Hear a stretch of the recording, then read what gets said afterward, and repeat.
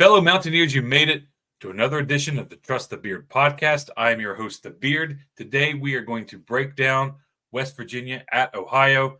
The Mountaineers are going to battle the Bobcats in Athens, Ohio. Welcome in, everybody. I got my coffee. So cheers. It's a pretty dreary, rainy day here, at least in this part of the state, the Mid-Ohio Valley. It was much needed, get pretty dry out there. But before we jumped into the episode, I want to show you I do have a new helmet to add to my collection here. You can see that. Still in the plastic, haven't put it up yet. I'm thinking maybe down here, maybe up in here. We'll have to see. But I do appreciate my wife grabbing that for me. I'm trying to collect as many as I can. But before we get started, there is an email circulating around from Athens or from Ohio University that the game has been moved to 3:30. I put something out on social media. Everywhere I've checked, ESPN, Ohio U's website, everything still has the game listed at 4. A couple people got back to me and said they received an email too that it moved to 3:30. I'm kind of thinking it might be a scam, an odd scam to get everyone to show up a half hour early, but I don't see any substantial news or sources citing that the game has been moved to 3:30. So I don't know what the intentions of that scam are. Who knows? But it looks like it was, at least from my end, the person that I know received it. They bought tickets through Ohio University and received an email. Someone on social media said they got it at like 2:30 a.m. So that's an odd time for a university to be sending out notifications about game time. So I'm pretty sure the game is still at 4 o'clock in Athens, Ohio.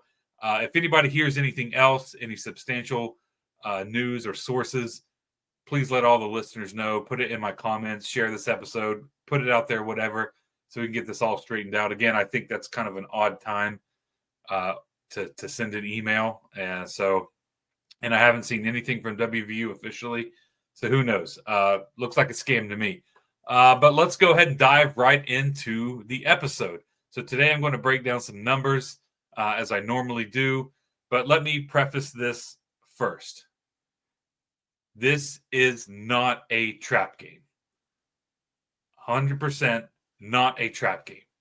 And the reason why is, to me, a trap game means that you are overlooking this opponent and looking towards the following week, which we all know is going to be the Pitt game, 9-13, 13-9, written in the stars. Rich Rod is back. We all know that storyline. We will save that for next week. Maybe towards the end of this video, I might jump into it a little bit. But coming into Athens this week as we play Ohio, it is not a trap game. We will not be overlooking the Bobcats. I guarantee it. One of the reasons why is because Rich Rod's our head coach. The other reason why is we had 4 fumbles. And do you think he's going to let that slide in practice this week? They will be honed on the Ohio State Bobcats 100%. I don't think he's even going to mention Pitt. And again, I've heard this other places, and I agree. We are too young, right? We are too inexperienced as a team to be thinking that we're good enough to overlook Ohio. I think we are going to be focused on what we need to take care of this week. It is a step up from Robert Morris, but overall, I think we can handle it. I don't think they're going to be much of a problem, but I'm kind of jumping ahead of my analysis here. But it is not a trap game.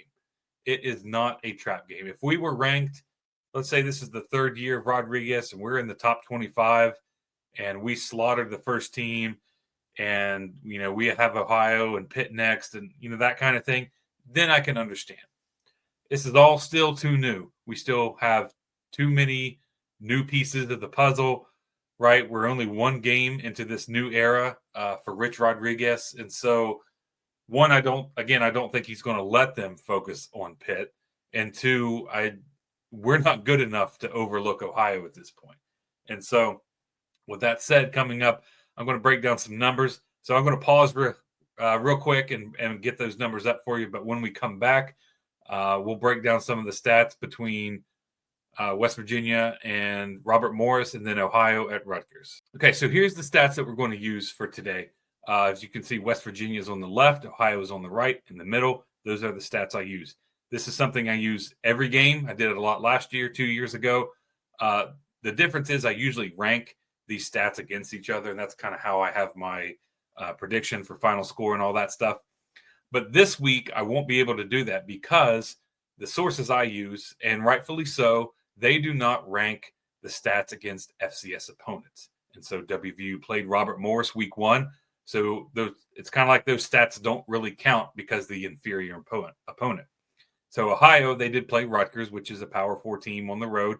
So the stats they have are, what they produced. They are ranked, but since West Virginia isn't, I couldn't compare the two.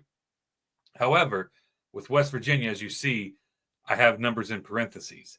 That is what we actually produced against Robert Morris. So what I've done is take it upon myself.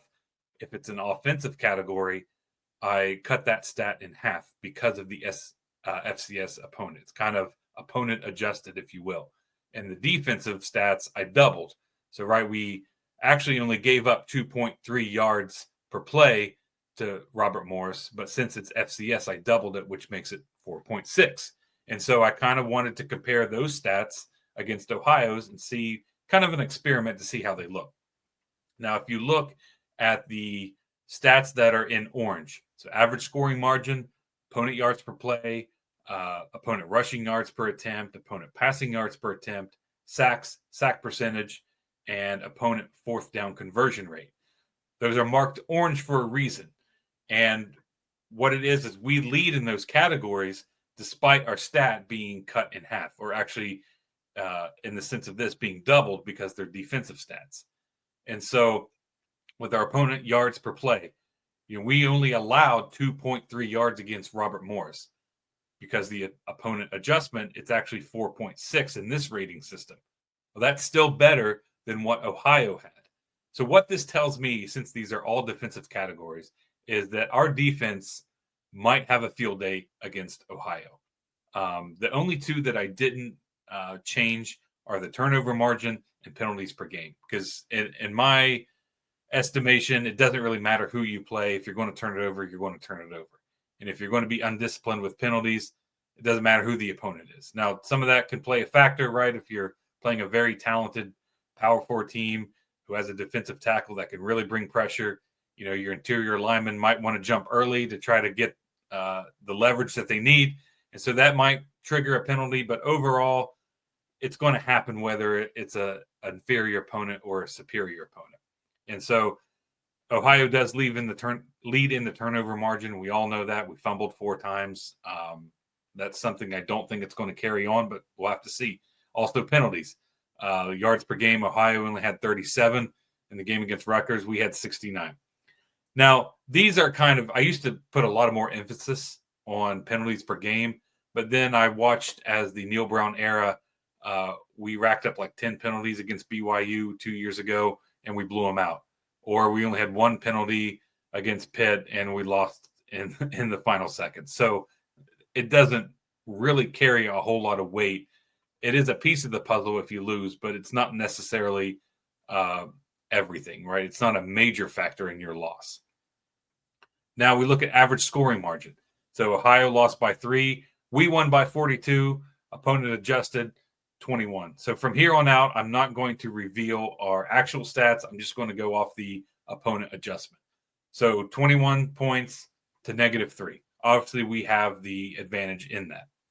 The ones I want to look at mostly is the other ones that are in orange. So opponent yards per play. Ohio gave up 6.5 yards per play compared to West Virginia's 4.6. And if you want to know where 6.5 would rank, I have it here. I looked it up.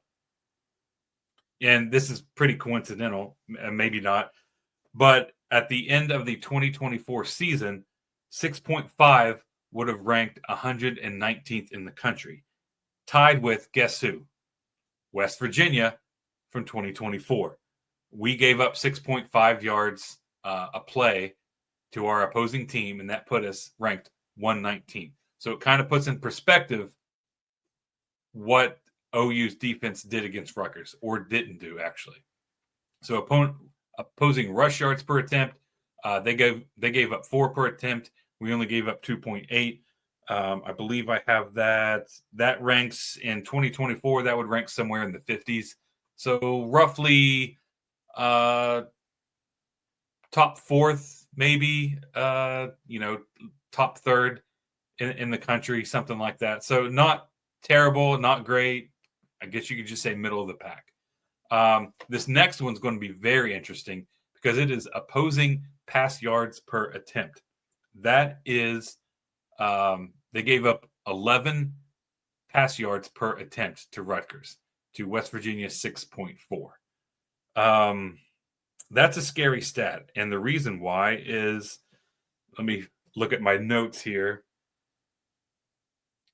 West Virginia last year ranked 132nd in the country out of 134 teams, right? So we were 2 from the bottom, and we gave up 9.3 yards per pass attempt. So Ohio against Rutgers exceeded that number. So certainly if this was in the ranking, at least of last year's averages, they would be dead last. 11 is a lot. I mean, you're giving up a first down per pass. That plays very well in West Virginia's favor. Does that mean we're going to throw it all over the yard? Maybe, maybe not. But when the plays are there to make, maybe Nico and Cam Vaughn have a field day. So next, at the top of the second one, we have sacks. West Virginia had 2 sacks, actually 4, but opponent adjusted. We had 2 compared to Ohio's 1. So we did lead in that category. Our sack percentage was 9 to their 4.17. So we certainly got to the quarterback a lot faster, or a lot more anyway. And so I think that's going to, again, favor West Virginia in our defense. We know that Zach Alley is very, what's the word, multiple, right? He likes to apply pressure. We've even said it, pressure, burst pipes. And so if we have that kind of disparity over Ohio, even with the opponent adjustment, I think that bodes well for us. And so we'll keep looking down. We'll go through the last one there. Opponent fourth down conversion rate. Rutgers was able to convert 100% of their fourth downs, 5 for 5. They didn't do great on third down, but on fourth down, they got the job done. And then West Virginia did not give up any fourth downs. I don't even think Robert Morris got close to converting anything on a fourth down. Maybe one. I'd have to go back and look at the stats, but I don't think we ever got in the position where they could convert a fourth down. And so looking at those stats, again, I think this speaks volumes about our defense. I think our defense is going to have a field day against Ohio. You saw the stats that they gave up against Rutgers. Personally, I think our offense is going to be better than what Rutgers was. Now, some of that has remained to be seen, right? Teams have only played one game, a handful, Kansas State, Iowa State, they've played 2. I think Kansas has played 2, things like that. But for the majority of college football, they've only played one game. So it's hard to extrapolate all these stats and look at trends until you get some more data. But just looking at this and knowing how our defense is schemed to be, it looks like we're going to be able to create some serious havoc against OU. And then offensively, it looks like we're going to be able to move the ball against them. Now, their opposing rushing yards per attempt was 4. That's not terrible. We averaged, 3.7, actually 7.4, but opponent adjusted, it is 3.7. So that's kind of equal. With that being equal, I say we probably still have a little bit of an advantage given that we have Nico and Jaheim White, and we saw what some of the other guys can do. Now, this one is on the road. I don't think it's going to be a hostile environment as OU only has a stadium seating of maybe like 28,000. So, roughly less than half of what West Virginia is. And so I don't think in terms of crowd that's going to affect us. The only thing I could see affecting us is if we let the turnover bug from last year, the penalties, if we let that affect us, get us set back, our offense doesn't get in rhythm and we let Ohio hang around, I think that's going to affect us. But other than that, I think we'll be okay. And these stats speak. Like I said, I think we're going to have a field day defensively. I think we're going to be very aggressive. And at least in the passing game, I think we're able to take advantage of them. And so that'll do it for this portion. When I come back, I'll give some of my final thoughts, and then I'll give you my final score prediction.